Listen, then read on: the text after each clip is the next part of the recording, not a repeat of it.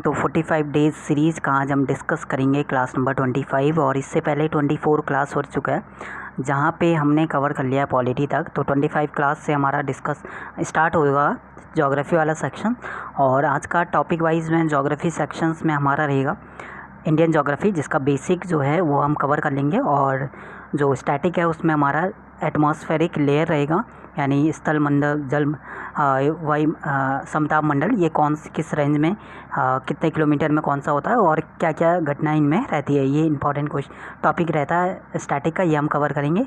और current affairs में हमारा स्पीडी चल रहा है, जहाँ पे हमारा टॉप 10 टॉपिक्स चल रहा है, तो वो कवर करने और उनको कवर करने के बाद हमारा फिर लास्ट के 15 डेज़ में आपका मंथली करंट जो है स्टार्ट हो जाएगा वन लाइनर फॉर्म में। तो ये हमारा ज्योग्राफी सेक्शन स्टार्ट हो जाएगा क्लास नंबर 25 से। और 5 डेज़ के अंदर 5 या 6 डेज़ में हमारा ज्योग्राफी सेक्शंस के जो भी इंपॉर्टेंट टॉपिक्स होंगे वो कवर कर लेंगे।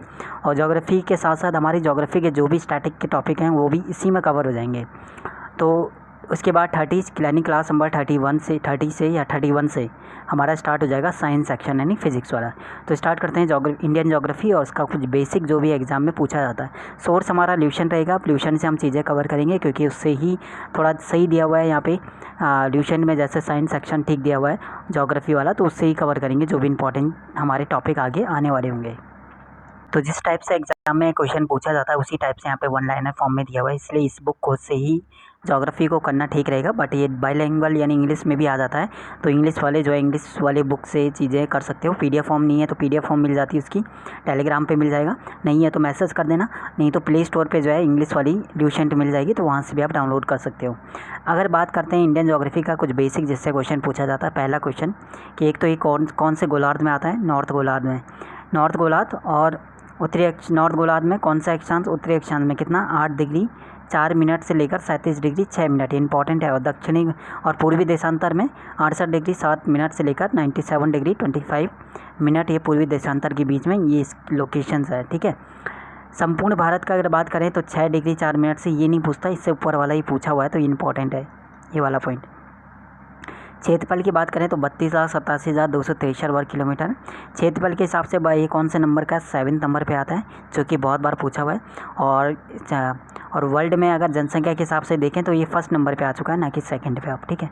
तो इसको चेंज करके फर्स्ट में। क्षेत्रफल के हिसाब से स्टार्टिंग की जो 6 कंट्री याद रखने ना, रूस, कनाडा, चीन, साउथ USA, ब्राज़ील और ऑस्ट्रेलिया। और 7वें नंबर पर भारत आ जाता है और 8 नंबर पे अर्जेंटीना। और एरिया के हिसाब से बात करें तो पूरे वर्ल्ड का ये 2.42% जो है ये कवर किया हुआ है, तो ये भी इंपॉर्टेंट पॉइंट है। जबकि पॉपुलेशन की बात करें तो पूरे वर्ल्ड में की पॉपुलेशन में इंडिया की पॉपुलेशन 16.7% आता है। ये 2001 की जो सेंसस है उसके अकॉर्डिंग है, 2011 के अकॉर्डिंग ये चेंज हो जाएगा, तो वहाँ पर भी ध्यान रखना। अगर पॉपुलेशन की बात करें तो भारत फर्स्ट नंबर पर आता है, तो चीन सेकेंड पे चले जाएगा, फिर America, Indonesia, Brazil, Pakistan, Bangladesh और रूस। नॉर्थ से साउथ अगर बात करें तो किलोमीटर में अगर बात करें नॉर्थ से साउथ में कितना है, 3214 पूछता है क्वेश्चन बहुत बार। और ईस्ट से वेस्ट अगर पूरा से पश्चिम 2933। स्थल सीमा की बात करें, ये थोड़ा सा यहाँ पे कंफ्यूज करने वाला, जैसे स्थल सीमा 15,200, अब इसमें बोलेगा तटीय सीमा तो 7516.5 और मुख्य भूमि के तटीय सीमा की 6100। स्थल सीमा से कौन कौन से कनेक्ट हैं, जैसे स्थल सीमा से कौन कौन से कंट्री कनेक्ट है, बांग्लादेश कनेक्ट हो जाएगा, चाइना, पाकिस्तान, नेपाल, म्यांमार, भूटान और अफ़गानिस्तान। और सबसे ज़्यादा जो है किसके साथ कनेक्ट है, बांग्लादेश के साथ, 4296 किलोमीटर। फिर बांग्लादेश ये सीक्वेंस में दिया है, बांग्लादेश के साथ इतना, चाइना के साथ 3917, पाकिस्तान के साथ 3310, नेपाल के साथ सबसे कम है, अफ़गानिस्तान के साथ कितना 80 किलोमीटर, कहीं पे 106 भी दिया रहता है। भारत की जो जलीय सीमा है वो 5 देशों से कनेक्ट होती है जल वाली, पाकिस्तान, मालदीव, श्रीलंका, बांग्लादेश और म्यांमार। भारत की जल और स्थल सीमा जो दोनों से कनेक्ट है उसमें सिर्फ 3 कंट्री आते हैं, बांग्लादेश, म्यांमार और पाकिस्तान। सबसे साउथ अगर बोलते हैं साउथ ईस्ट पॉइंट तो इंदिरा पॉइंट है जो निकोबार में पड़ता है। और इधर बोलते इसे एक और नाम बोलते हैं पिगमिलियन पॉइंट, जो इंपॉर्टेंट है इसे याद रखना, पिगमिलियन पॉइंट। भूमध्य रेखा से 8676 किलोमीटर दूर है। सबसे नॉर्थ की अगर बात करें, नॉर्थ में इंदिरा कॉल है जो जम्मू कश्मीर में, और वेस्ट में बात करें पश्चिम में तो सरंगरी गुजरात, और ईस्ट में बात करते हैं वालंगो यानी अरुणाचल प्रदेश। कोलाबा पॉइंट कहाँ पड़ता है, मुंबई। कालीमरी पॉइंट कालीमरी तमिलनाडु, और जाफना कहाँ पड़ता है, श्रीलंका की नॉर्थ में। भारत, अब कुछ लाइन है जैसे ये हमारा बाउंड्री लाइन वाली स्टार्टिंग में कवर हो जाएगा, मैकमोहन भारत और चीन, ठीक है। 1914 में लाइन आई थी। ड्यूरेंट होता है पाकिस्तान अफगानिस्तान, पहले भारत अफगानिस्तान, अब पाकिस्तान अफगानिस्तान के बीच है 1896 में। रेड क्लिफ पाकिस्तान और भारत 15 अगस्त 1947 को। और एक है क्वेश्चन आएगा कि पाक जल संधि और मन्नार की खाड़ी किस किस को अलग करती है, भारत और श्रीलंका को, ये किस किस को जोड़ती है, अलग करती है, दोनों क्वेश्चंस। इसके बाद आता है पाक जल संधि। इसके बाद आता है भारत का जो श्रीलंका की अगर बात करें तो दूसरा निकटतम समुद्री देश है, पहला इंडोनेशिया, दूसरा। अगर समय की बात करें, भारत का समय कहाँ से लिया गया, मिर्ज़ापुर, कितना डिग्री, 82.5 डिग्री पूर्वी देशांतर 5, और जो ग्रीनविच टाइम से कितना आगे, 5.5 घंटा, इंपॉर्टेंट है। और कौन कौन से स्टेट से होकर जाता है, 5 टोटल, कौन से, यूपी, एमपी, इसके बाद एपी यानी आंध्र प्रदेश, और छत्तीसगढ़ और उड़ीसा, ये इंपॉर्टेंट है बहुत ज़्यादा। नेक्स्ट पॉइंट, कर्क रेखा की बात करें तो 8 राज्यों से होकर इंपॉर्टेंट है। 8 राज्य में कौन कौन सा, राजस्थान, गुजरात, मध्य प्रदेश, छत्तीसगढ़, झारखंड, पश्चिम बंगाल, त्रिपुरा और मिजोरम। उपमहाद्वीप में ये वाला पॉइंट को थोड़ा बहुत आप स्किप कर सकते हो, उपमहाद्वीप में भारत, पाकिस्तान, बांग्लादेश, नेपाल। इसके बाद राज्य तटरेखा सबसे ज़्यादा किसकी है, गुजरात की, कितनी, 1200, उसके नंबर। उसके बाद आंध्र प्रदेश है। और टोटल जो है तटरेखा से कितने राज्य लगे हैं, 9। तो इस टाइप से यहाँ पे मैप फॉर्म में ऐसे करके आप डन कर सकते हो। तो ये ज्योग्राफी, तो मैप याद कर लेना, मैप से भी जो है पड़ोसी जितने भी कंट्री उनको कर लेना, ठीक है, या स्टेट को एक बार देख लेना मैप से। तो यहाँ पे मैप बना के ये चीज़ें थोड़ा बहुत डिटेल में, इतना टाइम तो नहीं है, तो थोड़ा इन शॉर्ट चीज़ें करना पड़ेगा। मैं पाकिस्तान और भारत की सीमा को स्पर्श करने वाले जम्मू कश्मीर, पंजाब और राजस्थान, गुजरात 4 हैं। भारत और चीन को जम्मू कश्मीर, हिमाचल, उत्तराखंड, सिक्किम और अरुणाचल। म्यांमार की सीमा ये थोड़ा बहुत पूछता है, म्यांमार वाले, म्यांमार को कौन कौन से टच करते हैं, तो म्यांमार को टच करता है अरुणाचल प्रदेश, नागालैंड, मणिपुर और मिजोरम। और बांग्लादेश को कौन टच करता है, मिजोरम, त्रिपुरा, असम, मेघालय और पश्चिम बंगाल। ये बहुत ज़्यादा इंपॉर्टेंट है हर एक पॉइंट। कुल टोटल जो है 17 राज्य हैं जो पड़ोसी देशों की सीमा से कनेक्ट हैं। अच्छा, पूर्वोत्तर में कौन कौन आते हैं, नागालैंड, मणिपुर, अरुणाचल और सिक्किम। पूर्वोत्तर राज्यों में ये बांग्लादेश को टच नहीं करते, इंपॉर्टेंट है ये भी। कौन कौन से, नागालैंड, मणिपुर, अरुणाचल प्रदेश, सिक्किम। अच्छा, तीनों और जो बांग्लादेश से घिरा हुआ है, बहुत बार पूछा हुआ है, वो कौन सा, त्रिपुरा। संकोस नदी कहाँ पड़ता है, असम और अरुणाचल प्रदेश के बीच। जोजिला, सिपकिला कौन से उससे पास करता है, कौन से पास से, सिपकिला से। सबसे ऊंचा दर्रा कौन सा है, कराकोरम दर्रा, ये लद्दाख में। और बुर्जिल दर्रा श्रीलंका, और किस किस को जोड़ता है, ये किस किस को। अब इंपॉर्टेंट पॉइंट है दर्रा यानी पासेस याद करना है, ये पासेस वाला टॉपिक यहीं पे कवर हो जाएगा, ये रहा, ठीक है। तो ये स्टैटिक का एक टॉपिक है, लेकिन पासेस को यहीं पे कवर करना है। कराकोरम कहाँ पड़ता है, जम्मू कश्मीर, जोजिला, पीठ पंजाल, बनिहाल और बुर्जिल, ये अरुणाचल, ये जम्मू कश्मीर वाला है। सिपकिला, रोहतांग और बड़ा लचा ये हिमाचल प्रदेश के हैं। और उत्तराखंड से 3 है, लिपुलेख, माना और नीति। नाथुला सिक्किम से है, जलपचा सिक्किम से है, बोमडिला, जियांगपा और दीफू अरुणाचल प्रदेश है। और तुझो कहाँ पड़ता है, मणिपुर। तो ये पासेस जो है यहीं से कवर हो जाएगा। कुछ अगर भौतिक स्वरूप की अगर बात करें, कुछ इंपॉर्टेंट यहाँ पे, जैसे पंजाब हिमालय किस किस के बीच है, कौन कौन सी रिवर के बीच, कुमाऊं वाला हो गया। पंजाब पड़ता है सिंधु और सतलज, ठीक है। कुमाऊं पड़ता है सतलज और काली। नेपाल पड़ता है काली और तिस्ता। और असम पड़ता है। अब यहाँ पे जो इम्पोर्टेंट पॉइंट है तो ये याद करना है, कहाँ यह, जैसे हिमालय का निर्माण किससे हुआ, तिथित से, ठीक है। तिथित जो एक समुद्र था उसके टूटने से, या उसके कौन से सिद्धांत पे आता, प्लेट विवर्तन का, ये भी पूछा हुआ है, प्लेट। अब यहाँ से कुछ इंपॉर्टेंट है, यहाँ पे हिमालय को इन्होंने डिवाइड किया हुआ है। जैसे अरावली की पहाड़ी, ये कहाँ पड़ता है, राजस्थान में, ठीक है। और सबसे पुरानी ये चट्टानों से बनी हुई है। यहाँ पे एक पेज यहाँ पे मिस हो गया, हिमालय वाला। चलिए,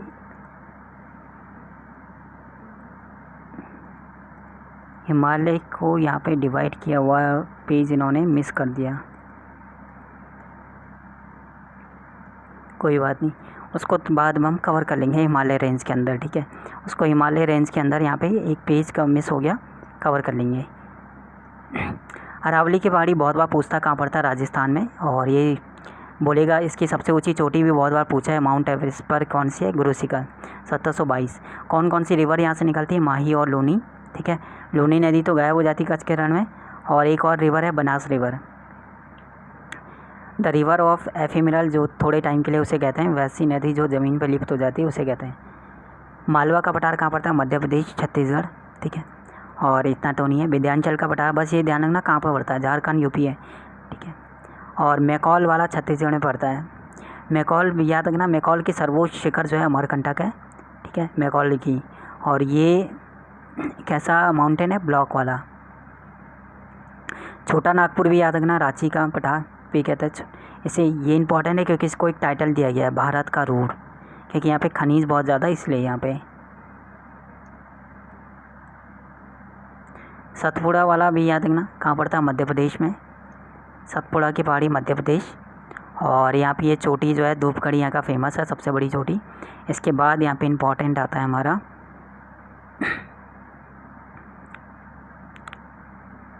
दक्कन का पठार। ठीक है, दक्कन वाला कहाँ पड़ता है? महाराष्ट्र में।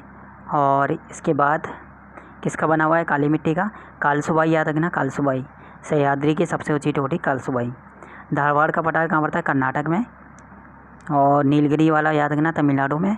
और ये ब्लॉक माउंटेन है। हाँ, ये ध्यान रखना कि इसकी सबसे ऊंची चोटी, जितने भी पठार है उनकी सबसे ऊंची चोटी याद रखना। ठीक है, डोडा बीटा। तो ये साउथ यानी इंडिया, साउथ इंडिया की, दक्षिण भारत की दूसरी सबसे बड़ी है, तमिलनाडु में नीलगिरी।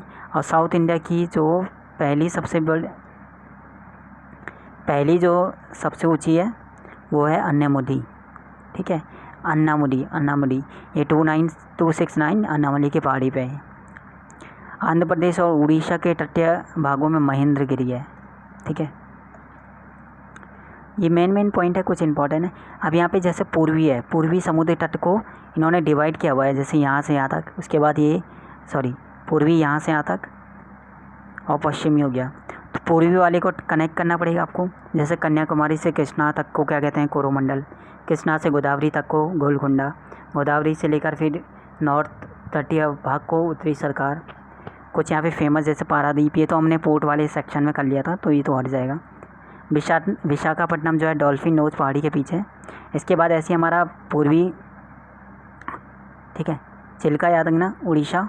पुरी में कोलेरे आंध्र प्रदेश, ये तो याद ही है। लेगून की डेफिनेशन यहाँ पे दिया हुआ है, लेगून बहुत बार आता है कि समुद्र क्षेत्र में तटीय क्षेत्र का पानी स्थल में पानी जो है वो स्थल भाग में घुस जाता है, और धीरे धीरे बालू का अवरोध खड़ा देने पर स्थलीय क्षेत्र का जलीय भाग समुद्र से अलग हो जाता है, और इसी जलीय आकृति को लैगून कहते हैं। तो लैगून की डेफिनेशन भी बहुत बार पूछा हुआ है। अगर वेस्ट की बात करें, जैसे हमने ईस्ट को डिवाइड किया था, वैसे ही जैसे गुजरात से गोवा को कोंकण कहते हैं, गोवा से कर्नाटक मैंगलोर के से कैनरा तक, इसके बाद मैंगलोर से कन्याकुमारी तक को मालाबार। ठीक है, यहाँ के जो पोर्ट हैं वो हमने कर लिया। और कुछ इम्पॉर्टेंट चीज़ें अब यहाँ पे अंडमान निकोबार में अगर बात करें, अंडमान निकोबार में एक याद रखना कि कोको जलमार्ग म्यांमार को इससे अलग करता है। अंडमान निकोबार को म्यांमार से कौन सा आइलैंड? कोको आइलैंड याद रखना। बंगाल की खाड़ी में और गंगा सागर के नाम से जाना जाता है। न्यूमूड नामक द्वीप का निर्माण। सबसे ऊंची चोटी याद रखना, सेंट्रल पीक, बहुत बार पूछा हुआ है। माउंट हैरियट जो माउंटेन है ये दक्षिण अंडमान, और माउंट थुलियर कहाँ पे है? निकोबार में। सबसे बड़ा पोर्ट जो है वो पोर्ट ब्लेयर दक्षिणी अंडमान में है। ये अंडमान निकोबार का सबसे बड़ा पोर्ट कहाँ पे है? पोर्ट ब्लेयर, ये साउथ अंडमान। और बाकी यहाँ पे अगर नॉर्थ साउथ की बात करें तो जो ही है मेन चीज़ें यही है कि आपने थोड़ा बहुत स्किप करना पड़ेगा बहुत सारी चीज़ें, जैसे पंबन द्वीप मनाली, जैसे बैरन बहुत बार पूछा अंडमान निकोबार में। बैरन और नारकोनम ये दो ज्वालामुखी है। ठीक है, बैरन और नारकोनम वाला, ठीक है, ये दो ज्वालामुखी है।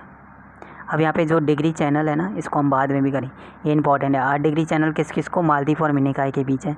9 डिग्री लक्षद्वीप और मिनिकॉय। 10 डिग्री छोटा अंडमान और कार निकोबार के बीच है। ठीक है, ग्रेट चैनल सुमात्रा यानी इंडोनेशिया निकोबार। पाक स्टेट तमिलनाडु श्रीलंका। डंकंग पास दक्षिण अंडमान और लघु अंडमान। कोको होता है म्यांमार और ओमान या फिर कोको द्वीप। पाक खाड़ी तमिलनाडु और श्रीलंका। मन्नार दक्षिण तमिलनाडु और श्रीलंका। लक्षद्वीप सागर लक्षद्वीप और मालाबार तट। ये इंपॉर्टेंट है क्योंकि 8 डिग्री 10 डिग्री ये बहुत बार पूछा हुआ है। और ये पाक और मन्नार वाला, ये रिवर वाला सिस्टम जब हम करेंगे तो वहाँ पे सब कंप्लीट, ये रिवर वाले को वहीं पे कंप्लीट करेंगे। अब बात करते हैं आज का स्टैटिक का टॉपिक। स्टैटिक का टॉपिक हमारा लेयर है, एटमॉस्फेरिक लेयर, उसको कवर करते हैं। ठीक है, तो स्टैटिक का टॉपिक आज का हमारा एटमॉस्फेरिक लेयर है, जो कि 5 यहाँ पे टाइप में है। क्षोभ मंडल जिसे कहते हैं ट्रोपोस्फियर, समताप को स्ट्रेटोस्फियर कहते हैं, ओजोन को ओजोन स्फीयर कहते हैं, आयन को आयनोस्फीयर कहते हैं, और जो वायुमंडल उसे कहते हैं एक्सोस्फीयर। तो सबसे पहले हम करेंगे ट्रोपोस्फियर।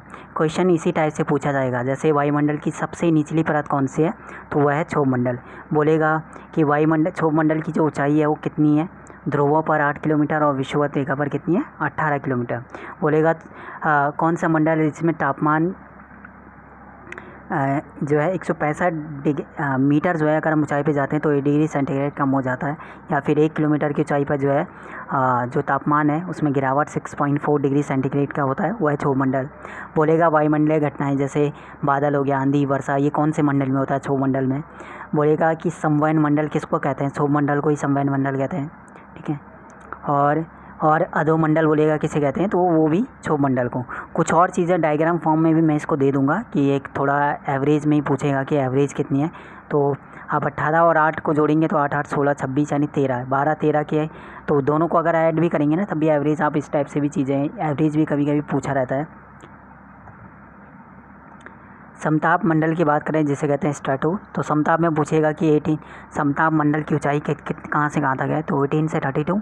बोलेगा इसमें समताप में क्या है, ताप क्या होता है, समताप मंडल की डेफिनेशन समताप क्यों कहता है, क्योंकि इसमें ताप क्या होता है, इक्वल रहता है। बोलेगा कि जैसे आंधी, बादलों की गरजना, बिजली की कड़कड़ाहट या धूल का जलवाष्प, ये सब जो घटनाएँ, थोड़ा सा इंपॉर्टेंट पॉइंट, ये सब घटनाएं ऑलरेडी हम पढ़ चुके हैं ऊपर वाले, किस वाले में, क्षोभ मंडल में। तो ये वाला पॉइंट याद रखना कि ये इसमें नहीं होती है। ठीक है, ये इंपॉर्टेंट पॉइंट है कि ये सब चीज़ें इसमें नहीं होती हैं, क्योंकि यहाँ पे तापमान क्या होता है, बराबर होता है, और तापमान बराबर है तो इसलिए नहीं होता। बाकी चीज़ों में बादलों का गरजना, बिजली का चमकना, धूल कण हो गया, जलवाष्प हो गया, इस सब पे तापमान क्या होता है, चेंज होता रहता है। तो इसलिए थोड़ा बहुत ये पॉइंट आप यहाँ पे ध्यान रखना कि समताप मंडल में ताप इक्वल होता है, इसलिए ये चीज़ें यहाँ पे नहीं होती। यहाँ पे बस वायुयान का उड़ने वाली जो गतिविधि है वो कौन से वाले में होती है, समताप मंडल में। बोलेगा कौन सा मंडल है जिसकी मोटाई ध्रुवों पर सबसे अधिक होती है और विषुवत रेखा पर जो है इसका लोप हो जाता है, तो वो कहते हैं कौन सा मंडल है, समताप मंडल। बोलेगा मूलाभ मेघ यानी किसे कहते हैं, यानी मदर ऑफ पर्ल क्लाउड किसे कहा जाता है, समताप मंडल को ही।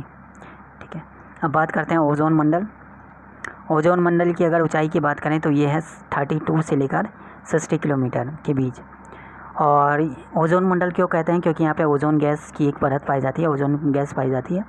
ओजोन गैस क्या काम करता है, ये परत क्या काम करता है, ये सूर्य से जो भी अल्ट्रावायलेट यानी पराबैंगनी किरणें हैं उनको अवशोषित करती है और पृथ्वी पर आने से इन्हें रोकती है, इसलिए इसे पृथ्वी का सुरक्षा कवच कहते हैं। बोलेगा पृथ्वी का सुरक्षा कवच कौन से मंडल को कहते हैं, ओजोन मंडल को। ओजोन मंडल को नष्ट करने वाली गैस बहुत बार पूछा हुआ, CFC की फुल फॉर्म पूछता है या फिर गैस का नाम पूछता है, क्लोरोफ्लोरोकार्बन। ठीक है, ये किस लिए यूज़ होता है या कहाँ से निकलती है ये गैस, तो ये गैस कहाँ से निकलती है, AC वाले हो गया, रेफ्रिजरेटर, इनमें ये इनसे निकलती है, इनमें यूज़ होती है। तो CFC यानी ओजोन परत में जो CFC में क्या कौन सी गैस ज़्यादा होती है, क्लोरीन। ठीक है, तो ऐसे क्लोरोफ्लोरो है ना, तो क्लोरो यानी क्लोरीन वहाँ पे याद हो जाएगा। वैसे भी ओजोन परत की जो मोटाई है उससे नापने में किसका यूज़ करते हैं, कौन सी इकाई, डॉप्सन इकाई। तो डॉप्सन इकाई किस लिए यूज़ होता है ये भी पूछा जा सकता है। ठीक है, तो इसको याद रखना, ओजोन परत की ऊंचाई मोटाई को नापने के लिए, ऊंचाई नहीं मोटाई को नापने के लिए। बोलेगा ऐसा कौन सा मंडल है जिसमें 1 किलोमीटर की ऊंचाई पे तापमान जो है 5 डिग्री सेंटीग्रेड बढ़ जाता है। इससे पहले हमने कम होने वाला करा था, क्षोभ मंडल में इसमें बढ़ जाता है। 1 किलोमीटर जैसे आप ऊपर जाओगे तो 5 डिग्री सेंटीग्रेड बढ़ जाएगा, तो कौन सा मंडल हो जाएगा वो, ओजोन मंडल। अब बात करते हैं आयन मंडल। तो आयन मंडल की जो ऊंचाई है वो कहते हैं 60 से लेकर 240 किलोमीटर के बीच में। इंपॉर्टेंट है क्योंकि ऊंचाई भी अब पूछा जाता है। ठीक है, और ये कम वायुदाब और पराबैंगनी किरणों द्वारा आयनीकृत होता रहता है। इस मंडल में सबसे नीचे कौन सी लेयर होती है, D लेयर, उससे रेडियो वेव्स निकलती है यानी, और E1 E2 या F1 F2 परतों से शॉर्ट रेडियो वेव क्या होती है, परावर्ती होती है, जिससे क्या होता है कि पृथ्वी पर रेडियो टेलीविज़न इन सब में आदि की सुविधा प्राप्त होती है। तो रेडियो टेलीविज़न ये सब चीज़ें आप बोलेगा किस वाले में आ जाएगा, आयन मंडल के अंदर, ठीक है। संचार उपग्रह किस में आ जाएंगे, सब आयन मंडल में आ जाएंगे। अब आता है वायुमंडल। वायुमंडल की अगर बात करें तो यानी एक्सोस्फीयर, ये 640 किलोमीटर से ऊपर जो भी है उसे वायुमंडल कहेंगे। इसका कोई यहाँ पे ऊपरी सीमा का कोई निर्धारण नहीं है। इसमें हाइड्रोजन और हीलियम गैस की प्रधानता जो है ज़्यादा यहाँ पे होती है, ठीक है। तो ये हमारे मंडल जितने भी थे वो हमने कवर कर दिए यहाँ पे, ठीक है। एटमॉस्फेयर लेयर जो भी थी वो हमने कवर कर लिया। बाकी ये जो छोटी छोटी डेफिनेशन है वो हम बाद में कवर करेंगे। तो स्टैटिक का हमारा टॉपिक था लेयर, तो आज का टॉपिक जो है कवर हो गया। अब बात करते हैं स्पीडी में। तो स्पीडी में आपको क्या करना है, वही स्पीडी का वही काम है कि टॉप 10 टॉपिक जो भी मैंने दिया हुआ था, लिस्ट आपको दिया है, एक बार मैं ग्रुप में फिर से यहाँ पे दे दूँगा। टॉप 10 टॉपिक्स की जो लिस्ट है उसको पहले कवर करना है, और लास्ट के 15 डेज़ यहाँ पे मैं वन लाइनर फॉर्म जो है स्पीडी के वो मैं खुद करा दूँगा। और उसमें हम टारगेट करेंगे कि 3 दिन में जो है हमें 1 मंथ का करंट अफेयर्स जो है वो कंप्लीट करना है। तो डे बाय डेज़ जो है 45 डेज़ में जो भी टारगेट दिया जा रहा है, अब इसमें मैं डिटेल में चीज़ें नहीं करा रहा हूँ क्योंकि ये रिवीजन क्लास है, और रिवीजन का मतलब ये है कि आपने पहले थोड़ा बहुत किया होना चाहिए। बस यहाँ पे चीज़ें थोड़ा बहुत गाइड करना है कि क्या चीज़ें आपको करना है और एक दिन में कितना टारगेट आपको रखना पड़ेगा। तो मिलते हैं आपका क्लास नंबर 26 में, जहाँ पे ज्योग्राफी का हम दूसरा सेक्शंस कवर करेंगे, और स्टैटिक का जो टॉपिक रहेगा वो भी ज्योग्राफी का ही रहेगा, और करंट में हमारा स्पीडी को ही आपको डेली एक टारगेट टॉपिक करना है। एक टॉपिक जो है टारगेट करना है स्पीडी में, ताकि डेली जो है एक टॉपिक स्पीडी का कवर होता जाए। और जब हमारा 31 क्लास के बाद जब हम वन लाइनर फॉर्म करेंगे तब आपका टॉपिक वाइज जो है लगभग 15 टॉपिक के आसपास स्पीडी के हो जाए कवर, ठीक है। चलिए, तो नेक्स्ट टाइम से जो है मैं स्पीडी के टॉपिक भी टारगेट करते हुए चल लूँगा, दे दूँगा, तो वो चीज़, ठीक है। शुक्रिया, टेक केयर, बाय बाय।